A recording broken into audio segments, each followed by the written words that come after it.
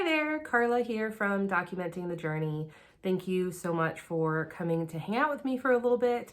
If you're new here, welcome, I appreciate you. And I usually on this channel like to chat about planners. I do some plan with me's. I'm gonna try really hard, it's super hard, but I am gonna try and do a little bit more face-to-face videos where I discuss goal setting, productivity, and any type of planning tips and tricks that I end up finding and enjoying so I can share it. So today's video is going to be a little bit different in my normal routine type of videos.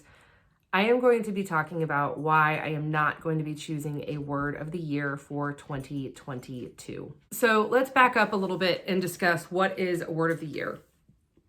I had no idea what a word of the year was until very, very late 2019, like November-ish. And I found out about the word of the year because I won a giveaway for the MakseLife planner.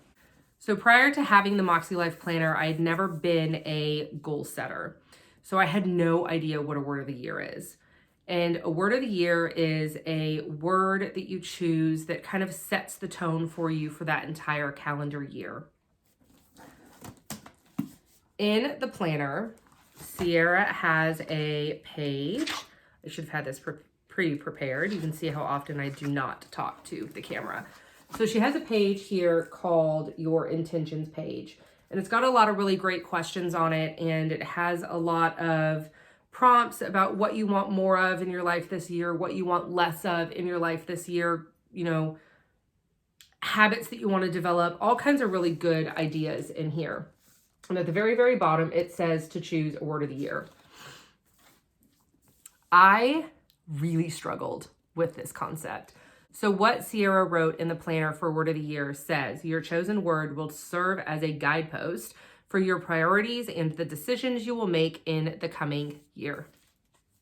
Y'all, that did not work for me, like at all. So again, 2020 was the first year that I used MakseLife. I tried really hard to use it to its fullest extent. Again, I had never been a goal setter. I'd never even had long-term aspirations. I've always been a very short-term, what can I do this month? What can I do this quarter type of thing, which is interesting because my husband is very much the opposite. He's got a 5, 10, and 20-year plan. Like he's got it all written out. I've just been very opposite. So goal setting in general for me was extremely overwhelming. And so it was really nice to have this planner. I did have some friends who had the power sheets, and that one just scared the bejesus out of me because they would talk about all of the prep work and how hard it is, and it took them 3 months, and they ended up crying, and it was just, I couldn't do that. So the nice thing about the MakseLife is the prep work is pretty minimal. Sierra believes that your goal setting should come in the actions and not in the prep, because if you do too much planning and prep, you're not actually doing the actions. But anyways, that was like way off tangent. We're here for word of the year. But anyways, so word of the year did not work for me in 2020. The biggest reason is because I found that I never really returned to my intentions page.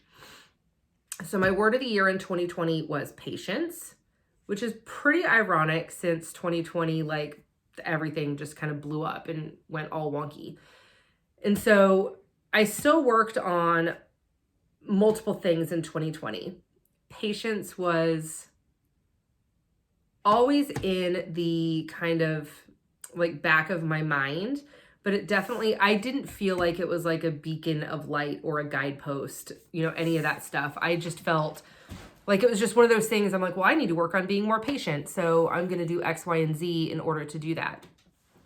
In the end, at the end of 2020, I didn't really feel like the word patience was an accurate kind of description of how I worked through my entire year. Granted, 2020 was wacky. So in 2021, I decided to give it a second shot. I was like, you know what? We're going to think about this. We're going to try and be more intentional with our word. We're really going to, you know, try and look back at 2020 and see what, you know, I had going on, see why my word of the year, I didn't feel very connected to it.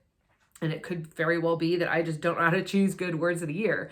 So in the very end of 2020, I had a lot of anxiety over trying to figure out what word was going to set my tone for 2021. In 2020, we had a lot. It was a lot of stress. It was a lot of anxiety. It was having 2 kids home full time, trying to school them when that wasn't my normal routine.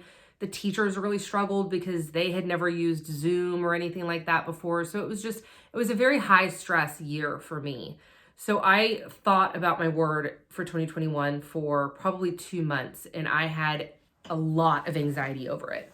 My biggest anxiety was not choosing the right word of the year and not choosing something that would kind of help me guide my goals and my path for the coming year. So I ended up choosing the word less. I wanted to have less anxiety. I wanted to have less worrying. I wanted to have less insecurity. I wanted to have, just a lot of less negativity in my life. And I will say that word was a lot better of a word for me personally, but I don't think it was because I was constantly thinking about this word throughout the year. I think that I improved most in 2021 because I was more comfortable in the goal setting pages of the MakseLife. I still really didn't create a lot of annual goals. I kind of made a list of ideas that I wanted to do. Annual goals is definitely still not my strong suit. But I was in those pages more often, and I was in them every day, and I was working in this planner and this book every day, and I had goals kind of at the forefront of my mind. I also had Club Moxie, which I think even without having the goal setting system, Club Moxie, I think, honestly, for me, is what helped me improve the most in 2021, not necessarily my word of the year. So here we are now, again, at the end of the year, and everybody is thinking about their words of the year, and everybody's posting in the Facebook groups about, I need inspiration, I need ideas. I just decided not to do it. So, a couple of reasons. I honestly believe that the only reason I chose a word of the year at the end of 2019 is because my planner told me to. So me being new in the goal setting process, I was like, I've got to do every single thing this book says. I have to follow the rules. I have to follow every single instruction. You should see my beginning pages of all of the process in this book in 2020. There are just written notes on the sidelines. Things are highlighted. I mean, it's a mess at the very beginning. So I honestly think that the only reason I chose a word of the year for 2020 is because somebody told me to. In 2021, I think a big part of the reason, again, I chose my word of the year is because everybody else was doing it. Everybody on Instagram was talking about it come November.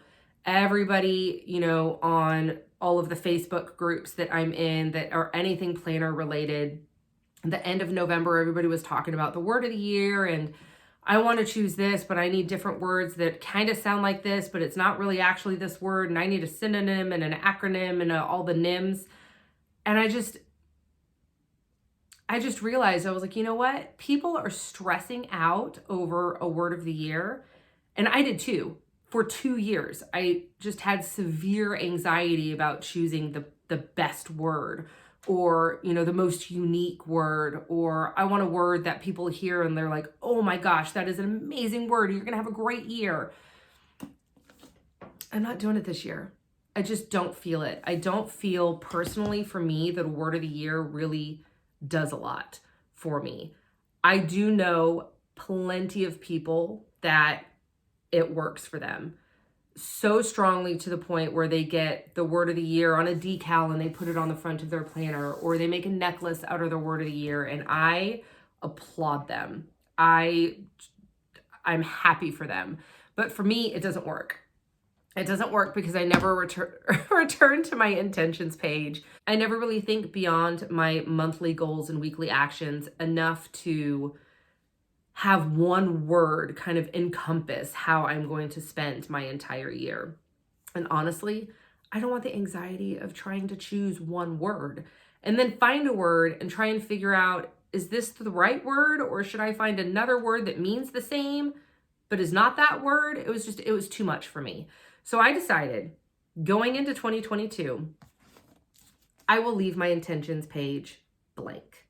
I know when I get into my pages for my 2022 in the next week, I know that I'm not going to feel pressured to fill out every single page now, mainly because I've been in the system for 2 years. I'm very comfortable with the system. I know I don't have to fill every single page. And again, we're going back to Club Moxie because I honestly think that like there's just so much goodness in there.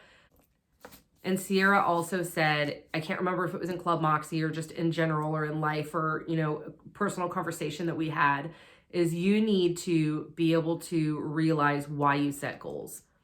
If you're setting goals based off of what you think somebody else wants you to do, that's never going to work.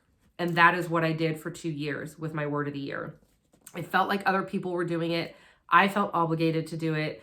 I felt like, you know, my friends were like, well, what is your word? What is your word? And I'm like, I don't know. So I was doing exactly what Sierra said not to do, because if you think about it, if you set goals based off of what you think other people want you to do or what other people expect of you, you're never going to have the desire to actually do anything regarding that goal. So say you have a significant other and they really want you to go into X, Y, and Z corporate job, whatever it is, or a friend or a family member. They say, oh my gosh, you would be so good as a lawyer. I think that you need to be a lawyer. And all of a sudden you find yourself going down this path of going through schooling. When you find yourself going through this path of trying to become a lawyer, and then one day you're going to sit down and realize this is not what you truly want in your heart. And so you're going to quit school. You're going to end up doing something else. You're going to be in massive debt because of all of this other schooling that you had with being a lawyer. That was a really long little rant of why you should only do goals based off of what you yourself want to do. So I think that kind of really resonated with me regarding the word of the year, is not to do anything based off of what you think other people say you should do or want you to do. Another thing that really resonated with me that Sierra had once said is, it is okay to delete or omit or change a goal. Just because it's written down on paper, in pen, does not mean that you still have to do it 5 months down the road. An example of that for me is I decided several months ago that I was going to train for a half marathon. My friend and I here usually do a 5K in November around Thanksgiving. We've done it for the past several years, and she's done a half before. I have not. And she decided that she wanted to run this race. And she said, hey, will you do insert name of race here? I said, yeah, sure, that would be great. And she said that she wanted to try and do a half. And I was like, oh, cool, I'll totally do that too. Because a long time ago, pre-kids, I used to be a runner. I used to love running. It brought so much joy. And just the sound of my feet on the pavement with no music, just me alone by myself, that was like my happy place. Turns out it's not so much anymore. So I decided to start training. I was back at running again. I really struggled for the first month to even get above 3 miles. Mainly just because my life has changed a lot since I've had kids. My body has changed a lot since I've had kids. I have not been as active as I used to be 7 years ago. And so I really struggled and I felt very defeated. So I began talking to her and I was like, hey, I'm really struggling. I'm not really enjoying this as much as I used to. I think that I'm just going to not do this. And that's when I realized that I had created a goal based off of what I thought my friend wanted me to do. Turns out she didn't. She was totally happy with running a 5K. And I also learned that I can delete, omit, or change a goal. So instead of deleting it, I changed it. Turns out we never did the race because she went off and moved to Michigan because her husband got an amazing job, blah, blah, blah. But anyways, so I've learned a lot about myself in the past 2 years since I've been in these pages. And I think now, after 2 years, I finally have the courage to not do what everybody else is doing. I know it sounds so silly. Like, why did it take me 2 years to figure that out? And honestly, if I didn't have an Instagram account, I would never have probably known about a word of the year. Also, sadly, if I didn't have an Instagram account, I would not know about this amazing planner, this amazing human, and this amazing system. So that was a little unscripted type of rambling, this is how my brain works type of session about why I'm not choosing a word of the year. This was a kind of short but lengthy video at the same time, mainly because I didn't have an outline. I tried really hard to write an outline. This is like the third or fourth time I've also filmed this video, and I just really struggled with kind of like figuring out how to say all of these things. So I just decided to come on here, sit down, get cozy, and just ramble off things as my brain thinks of it. So hopefully it's not too unorganized and wacky. But anyways, the biggest reasons I'm not choosing a word of the year is mainly because I just don't feel like it works for me.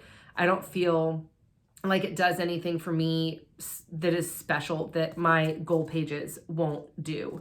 I know that a word of the year is supposed to guide you in your intentions for the entire year and kind of give you this path and things to think about. And when you come to make a decision, you can always think about and reflect on your word. And I never did that for the past 2 years. It never once worked for me. And so I'm not choosing one because everybody else is choosing one. I am choosing not to give myself the anxiety of choosing one. Does that make sense? I'm choosing not to choose. I think that makes sense. I'm choosing not to choose.